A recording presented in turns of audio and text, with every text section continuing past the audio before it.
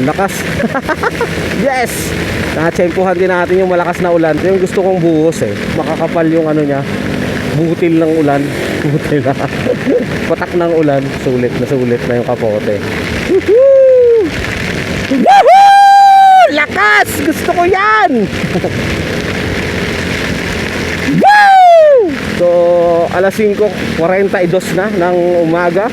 Ngayon ay Thursday morning, August 31, 2023. Woo! Woohoo! Lakas!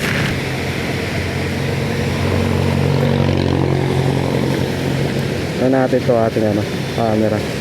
Tapat naman natin doon. Binaliktad lang natin ang camera natin.